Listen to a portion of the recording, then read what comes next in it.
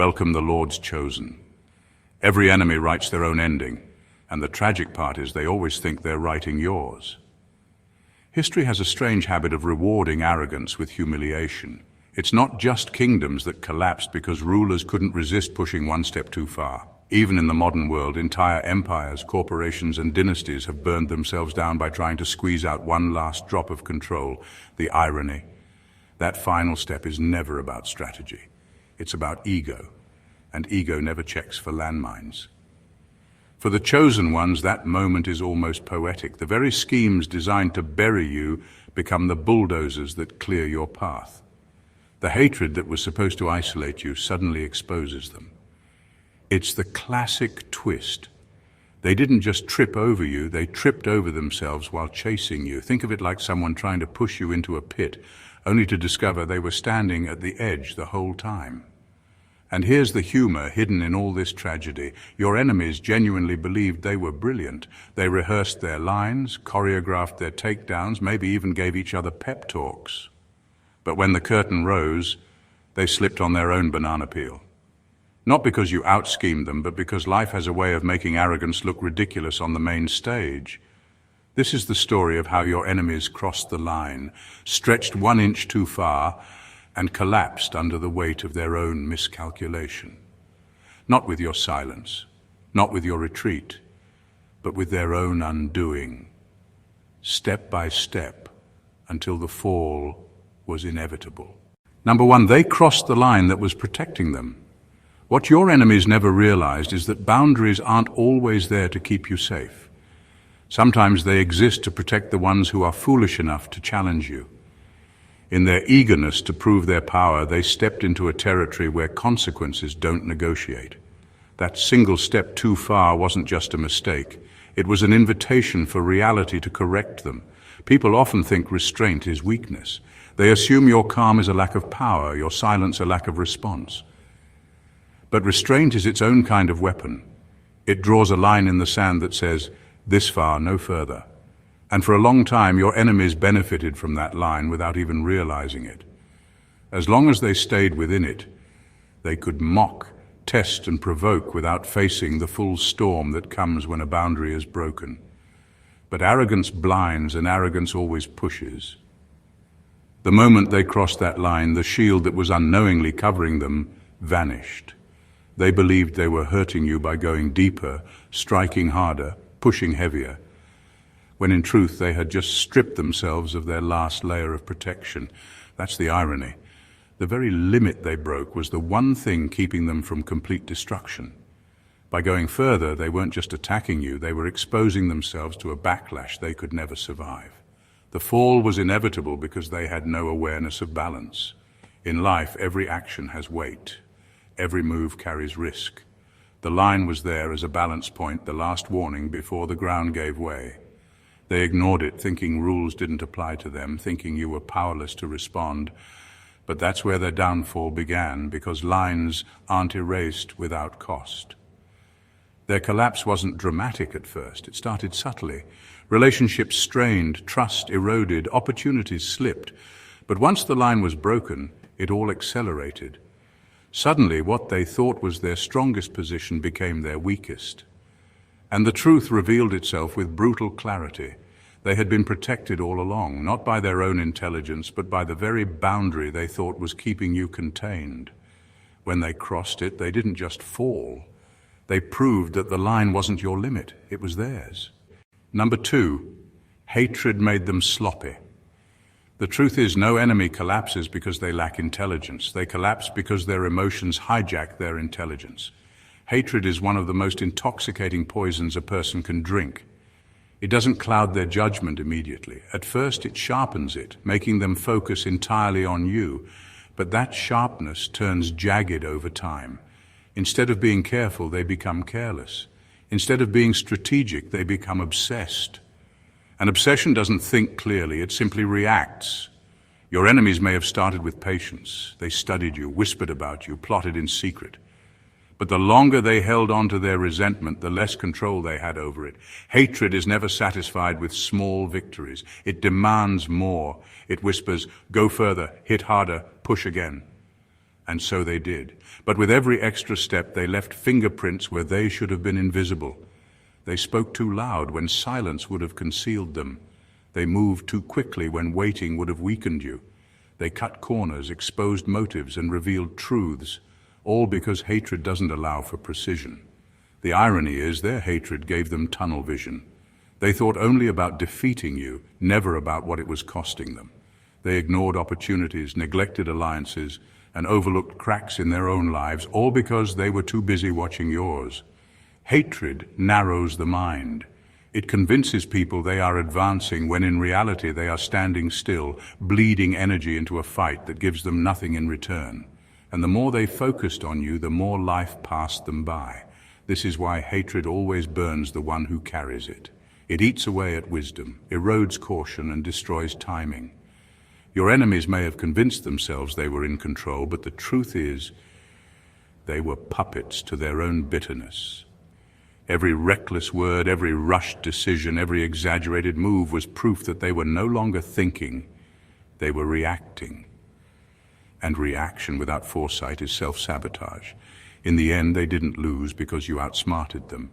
They lost because their hatred dragged them out of alignment with reality.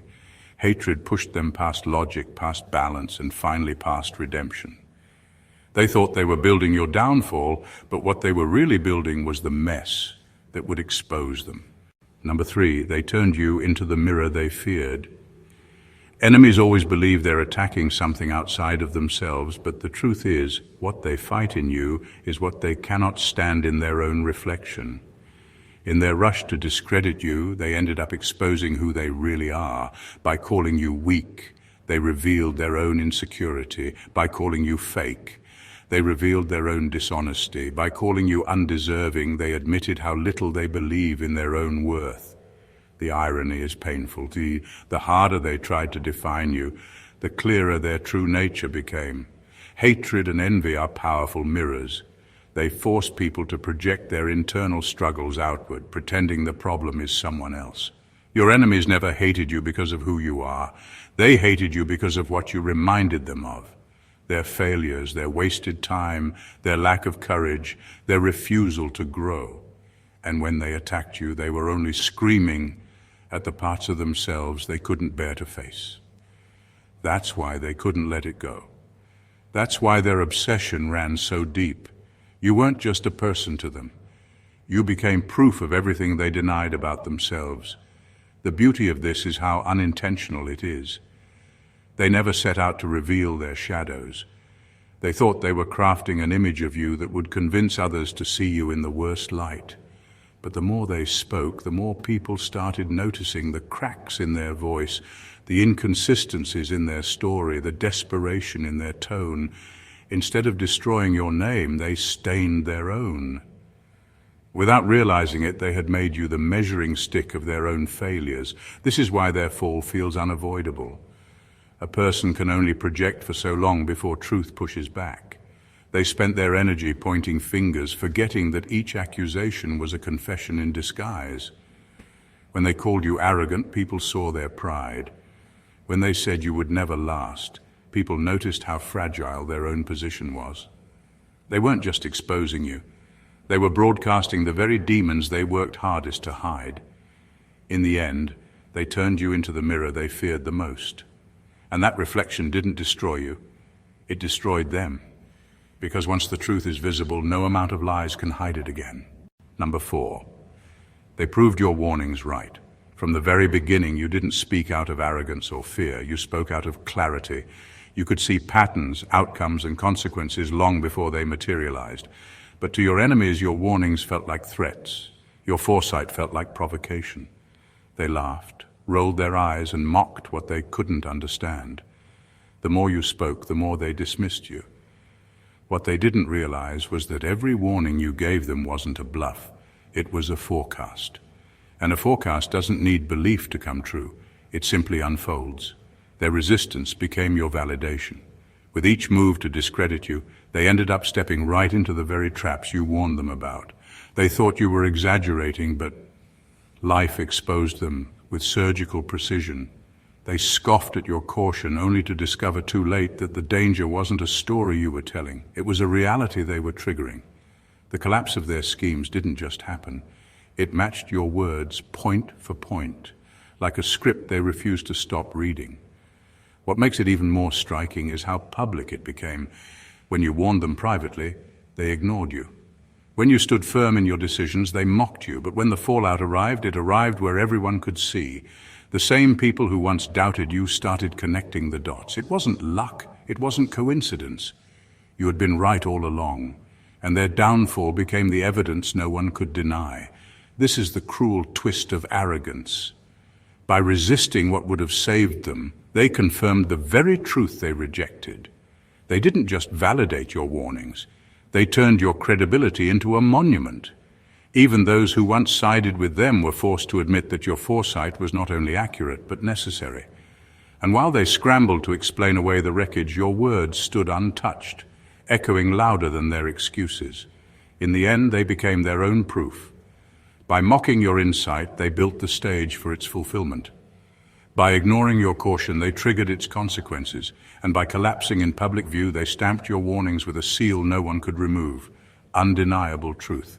Number 5, they became addicted to your downfall. At first, their opposition to you was just another move in their routine, a way to assert themselves, to show control, to feel powerful. But slowly something shifted. You stopped being just another obstacle and became their obsession. Your progress, your resilience, your very existence started to feel like a threat they couldn't ignore. And instead of building something for themselves, they began building everything around destroying you. That's the quiet tragedy of hatred. It doesn't just consume its target, it consumes the one holding it. Their lives began to orbit around your mistakes, your movements, your wins and losses. Every time you stumbled, they felt victorious. Every time you stood tall, they felt attacked. Without even noticing, they started measuring their worth by your failures. Their conversations, plans, and even their identities became wrapped around the hope that you would collapse. It wasn't strategy anymore, it was dependency. They needed your misfortune to feed their sense of importance, because without you, they had no narrative to stand on. This is why they couldn't stop. You could have walked away. You could have been silent. You could have disappeared completely. And yet they would still find a way to drag you into their story, because without you, their story didn't exist. They weren't just trying to beat you, they were trying to survive off you. You became their fuel, their focus, their addiction, and like any addiction, it made them sloppy, restless, and reckless. The cost of that addiction was their own growth. While they were busy obsessing over your every move, their own opportunities faded. They lost time, credibility, and energy they could have invested into something real. They became spectators of their own lives, convinced that your downfall would be their triumph. But in reality, their fixation only guaranteed their stagnation. In the end, that's the cruelest outcome. They didn't just fail to destroy you, they failed to build themselves. The more they tried to tear you down, the emptier they became. And when your progress continued, their purpose collapsed with it. Without you to hate, without you to target, there was nothing left for them to hold on to.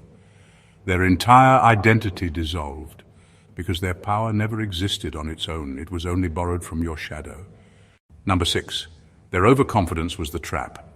For a while, they believed they were in control. Each move they made seemed to work. Each scheme looked convincing, and every small victory fed their sense of superiority. Success blinded them. Instead of slowing down to secure what they had, they convinced themselves they were untouchable.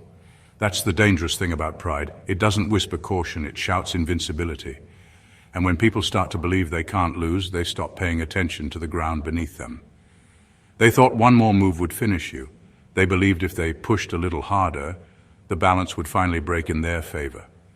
But that one more move wasn't a winning strike. It was the step that revealed their hand. Pride tricks people into thinking the rules don't apply to them, that they can stretch further, press harder, and cut deeper without consequence.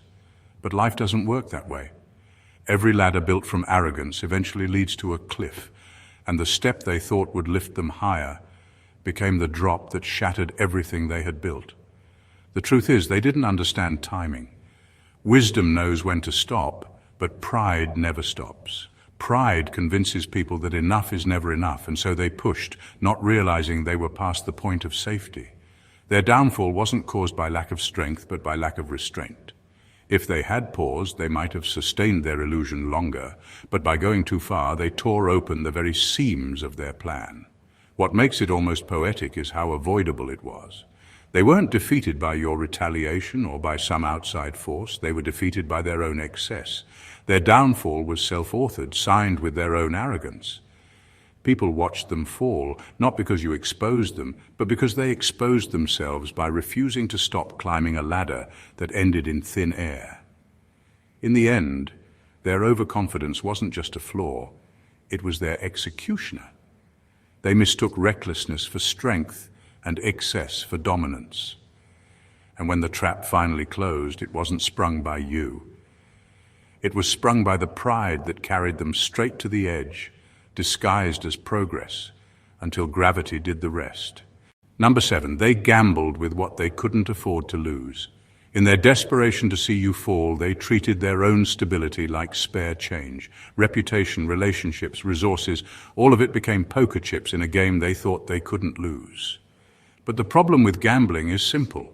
Once you push everything onto the table, you no longer control the outcome. And they were betting against reality itself, against truth, against the unshakable foundation you were standing on. That's not a gamble anyone can win. Their arrogance convinced them the risk was worth it. They told themselves that tarnishing your name would raise theirs higher, that sacrificing an alliance here or burning a bridge there was just the cost of victory. What they didn't see was that every reckless move was eating away at their own security. While they were trying to dismantle you, they were dismantling themselves piece by piece. The more they invested in your destruction, the less they had left to protect their own image. The tragedy is that reputation isn't something you can buy back once it burns. Allies don't forget betrayal, supporters don't overlook hypocrisy, and once trust is broken, no amount of excuses or repairs can rebuild it to what it was before. They put everything on the line thinking the payoff would justify it. But when the outcome flipped against them, they were left bankrupt, not in money alone, but in credibility. Their name, their influence, their voice, all lost in the fire they started. What makes this even more haunting is how unnecessary it was. They weren't forced to gamble. They weren't cornered. They chose this escalation because pride blinded them into thinking they had nothing to lose. But that illusion collapsed the moment reality collected the debt. And debts like these don't forgive. Now they stand with nothing left to bargain with. The allies they once leaned on have turned cold. The resources they wasted can't be recovered. The reputation they spent years building has been stained beyond repair. By trying to destroy you, they destroyed their own foundation. They played a game they didn't understand, and in the end they lost everything that truly mattered. Number 8, they forgot suffering trains the chosen. Your enemies thought pain would be your undoing, but they never understood its real function in your life. What they saw as punishment was actually preparation. Every attack they launched, every obstacle they built, every wound they tried to inflict became raw material for your transformation. While they were trying to weaken you, they were unwittingly forging you. They mistook your hardship for a breaking point. But it was a training ground, the kind of training no one volunteers for, but every chosen one endures. Suffering doesn't just harden, it refines. It strips away illusions, comforts, and distractions, leaving behind only what is essential. That's why the pain they thought would destroy you instead sharpened your instincts, deepened your vision, and strengthened your resolve. You learned how to survive without applause. You learned how to rebuild without recognition. You learned how to keep moving even when everything in you wanted to stop. Those lessons became the quiet strength they couldn't calculate, the hidden edge they couldn't see. The irony is, every time they celebrated your struggle, they were celebrating their own downfall. They didn't realize that with each setback, you were learning patience. With each betrayal, you were learning discernment. With each loss, you were learning how to fight without fear. The qualities that make a person unstoppable are never built in comfort. They're forged in fire, and they handed you that fire themselves, thinking it would burn you down, when in truth it burned away your limits. Now you stand as something they can't handle because you didn't come through this untouched. You came through transformed. They are still operating at the level of manipulation and tactics, but you're operating from scars, from wisdom, from strength they can't manufacture. They thought affliction would soften you, but it hardened your resolve and expanded your capacity. This is why they can't survive you now. They were prepared for the old version of you, the one they thought they could intimidate. But they weren't prepared for the person forged by pain, the one who doesn't flinch at pressure anymore. They didn't break you. They built the very weapon that now stands beyond their reach. Their mistake wasn't just underestimating you. Their mistake was training you without realizing it. Number 9, they revealed their hand too soon. For a long time, your enemies survived on subtlety. They operated in shadows, whispering doubts, planting seeds and moving pieces behind the scenes. They were careful because secrecy is power. It allows manipulation to look like coincidence and malice to look like concern. But hatred is impatient. It grows restless under the discipline of silence. Eventually it demands action, and action is louder than intent. That's where they stumbled. They couldn't hold their facade any longer, and when they finally moved, they moved too far. The very thing that gave them power, subtlety, evaporated the moment their obsession overcame their restraint. They went from careful to careless, from hidden to exposed. What was once a quiet operation turned into a public spectacle, and all the cracks they had been hiding began to show. The accusations became exaggerated, the moves became obvious, the language became desperate. They weren't striking at you anymore, they were revealing themselves. This shift is what made their malice undeniable. People who had once believed them, or at least given them the benefit of the doubt, started to see the pattern, the tone, the timing, the intensity. It was too much to ignore. Their actions didn't just confirm what you already knew, they broadcasted it. Suddenly they weren't a shadowy force working against you. They were a case study in their own corruption, unraveling for everyone to see. Had they stayed subtle, they might have lasted. Their plans might have remained hidden. Their manipulations might have continued. Their narrative might have held. But malice is greedy. It always pushes for more. And in doing so, it always trips the alarm. They believed they were still in control while they were actually walking into the spotlight. That spotlight didn't just expose their schemes, it exposed their character. Now, instead of being the quiet power they once pretended to be, they are the example everyone points to, the ones who went too far, too fast, and lost everything because of it. By revealing their hand, they handed you the one thing they never wanted you to have, undeniable proof. And proof once seen cannot be unseen. Their downfall wasn't triggered by your retaliation, it was triggered by their own impatience. They exposed themselves in the exact moment they thought they were winning. Number 10, their fear drove them into exposure. At first they tried to play it cool, acting as if your presence didn't bother them, pretending they were unbothered and in control. But fear is a restless thing. It leaks through words, expressions, and choices, no matter how well someone tries to hide it. And in their case, it didn't just leak, it poured out. The more they tried to mask their anxiety about you, the louder and more erratic their actions became. They didn't realize that their reaction to you was saying more than their silence ever could. Fear has a way of betraying itself. It pushes people into overcompensation, speaking louder, moving faster, exaggerating their confidence, attacking harder. That's exactly what your enemies did. Their attempts to undermine you became too frequent, too aggressive, too obvious. What was meant to look like strength started to look like desperation. What was meant to look like control started to look like panic. And slowly, everyone began to notice the pattern. The only reason someone fights that hard is because they feel genuinely threatened. This is the irony they couldn't see. In trying so hard to prove they weren't afraid of you, they created a spectacle that highlighted their fear. By overreacting to your moves, they showed how much your presence disrupted them. By constantly trying to discredit you, they revealed how much power your credibility already had. By attempting to bury your influence, they showed exactly where your influence was strongest.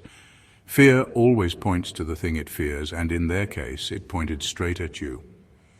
Over time, their own behavior became the evidence no one could deny. Even people who weren't on your side started to question why they were so obsessed with you. Why did they keep mentioning your name?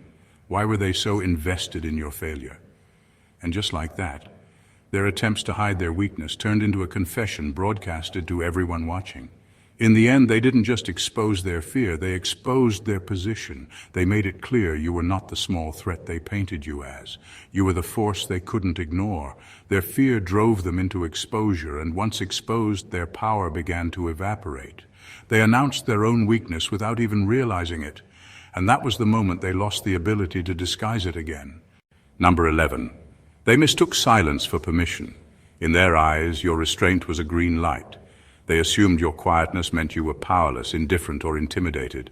They confused patience with passivity and wisdom with weakness. But silence is never neutral. It's a decision. It can be a shield, a strategy, or a warning. And in your case, it was all three. While they were busy mistaking your stillness for surrender, they were steadily writing their own sentence. Silence has a way of making people show their true nature. The longer you held back, the more comfortable they became crossing boundaries, testing limits, and revealing intentions they had once tried to hide. They thought no response meant no consequences. They took your self-control as a signal that you were either too afraid or too naive to act. But what they didn't see was that every move they made in your silence was being recorded. Not by you alone, but by time, by circumstances, and by the people quietly watching. When silence ends, it never ends gently. By misreading you, they triggered a justice they can't now escape. It's not a loud, theatrical kind of justice. It's the quiet, inevitable kind that shows up through exposure, loss, and reversal. Their assumptions became their downfall. They built confidence on the belief that you were powerless, but that confidence turned to carelessness. They left trails, broke alliances, and exposed patterns, all while thinking no one noticed. But silence notices everything. This is why their collapse feels so exact. It wasn't random, it was a response. Not from you lashing out, but from the natural balance of consequences catching up to their actions. They underestimated how patience multiplies power. They underestimated how restraint deepens clarity. They underestimated how stillness can be the most dangerous move of all, because it allows your enemy to overplay their hand without interruption. In the end, your silence wasn't permission. It was preparation. It was the space in which they revealed themselves, built their own trap, and stepped into it without your interference. Now they can't backtrack or rewrite the story. They misread wisdom as weakness, and in doing so, they activated a justice that had been waiting quietly but firmly all along. Number 12. They sacrificed legacy for ego. In their rush to humiliate you, they stopped thinking about the long game. Legacy is built over years through consistency, integrity, and quiet strength. Ego, on the other hand, is impatient. It demands a win right now, even if it costs everything later. Your enemies let their ego take the wheel, and in doing so, they threw away the very thing that could have secured their future. They weren't thinking about how history would remember them. They were thinking about how to get applause in the moment. Every decision they made against you chipped away at their own foundation.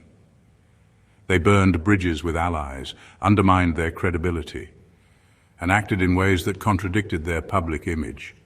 People who once respected them started to see through the performance. The same hands that built their influence began to pull away, leaving them exposed. Instead of a story about their achievements, they became a cautionary tale about self-destruction. That's the curse of ego. It always trades permanence for spectacle. What they didn't realize is that humiliation doesn't stick to the target as much as it sticks to the one who throws it. By trying to ruin your name, they stained their own. By trying to make you look small, they shrank their own reputation. By trying to write you out of the narrative, they wrote themselves into a tragedy. People don't forget those kinds of moves. Over time, their victories fade from memory, but their downfall becomes a headline that never goes away. This is why their future is now defined by their collapse. They wanted to be remembered as powerful, clever, untouchable. Instead, they'll be remembered for the way they overreached, for the way their bitterness consumed their potential. Their name, once associated with respect or success, is now tied to the very downfall they engineered. In trying to break you, they broke the one thing they couldn't rebuild, their own legacy. In the end, That's what makes their mistake so permanent. Ego is loud but short-lived. Legacy is quiet but enduring. They traded the enduring for the temporary. They sacrificed the story that could have outlived them for a moment of false victory that will define them forever. Number 13. They created a stage for your ascension. Every move they made to block you, discredit you, or pull you down was actually laying the groundwork for your rise. While they were busy designing traps, they were also building the exact structures that would lift you higher. They thought they were stopping your progress, but they were unknowingly building a runway. Every accusation gave you visibility. Every setback forced you to grow stronger. Every obstacle they placed in your path taught you skills and resilience you might never have developed without their interference. This is the irony they'll never be able to escape. Their resistance gave you leverage. Opposition isn't just an attack. It's a signal. It draws eyes, it creates tension, and it places you at the center of a story people can't look away from. By trying to bury you, they made you impossible to ignore. By fighting you publicly, they gave you a platform you didn't even have to build yourself. They turned their energy into your momentum.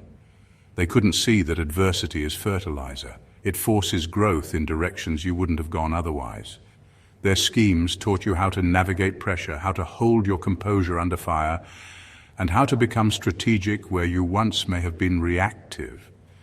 The version of you that stands now, sharper, wiser, more grounded, is the direct result of the challenges they put in your way.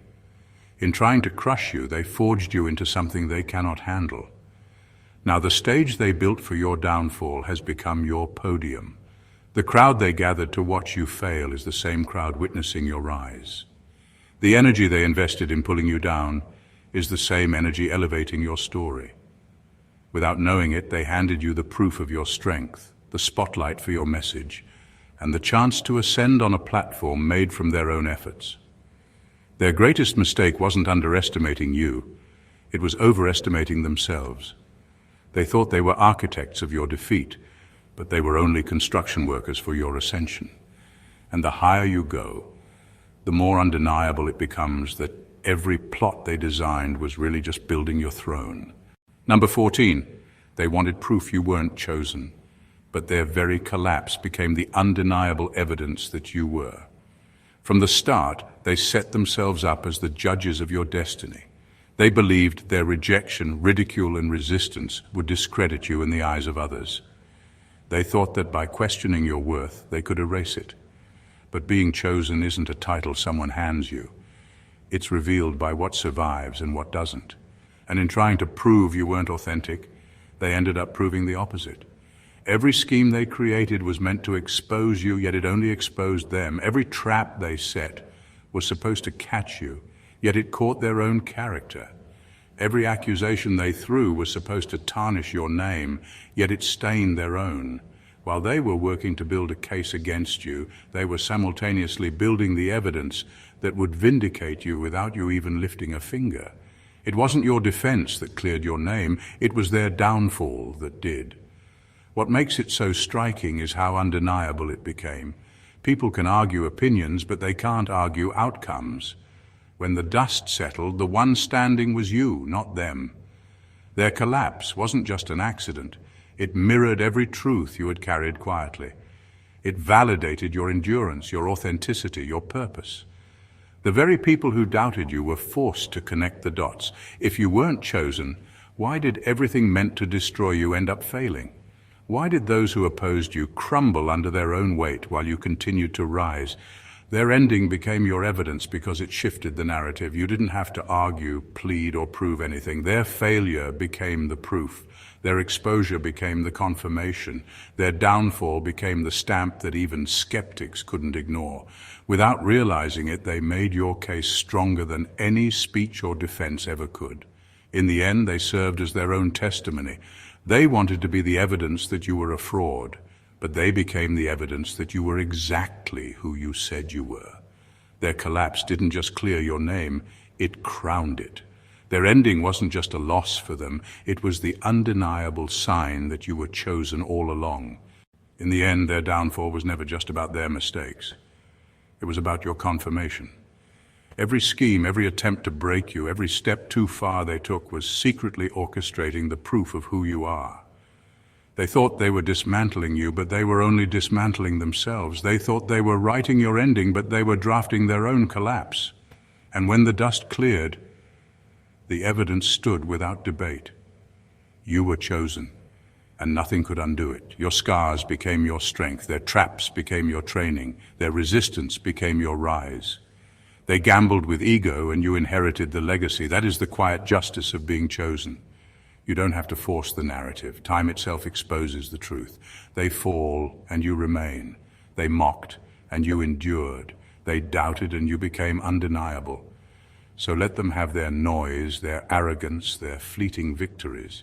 History doesn't remember the laughter. It remembers the legacy. And yours is sealed, not because they approved you, but because they couldn't destroy you. Their ending became your evidence, and your rise became their reminder. Nothing built on lies survives the chosen. If you found this message powerful, make sure you don't just watch and leave. Hit that subscribe button so you never miss the truth that the world tries to hide. Like the video if it resonated with you. Comment below with your thoughts or experiences and share it with anyone who needs to see what being chosen really looks like. Your support keeps the message alive, and together we rise above the noise. Stay awakened, chosen ones.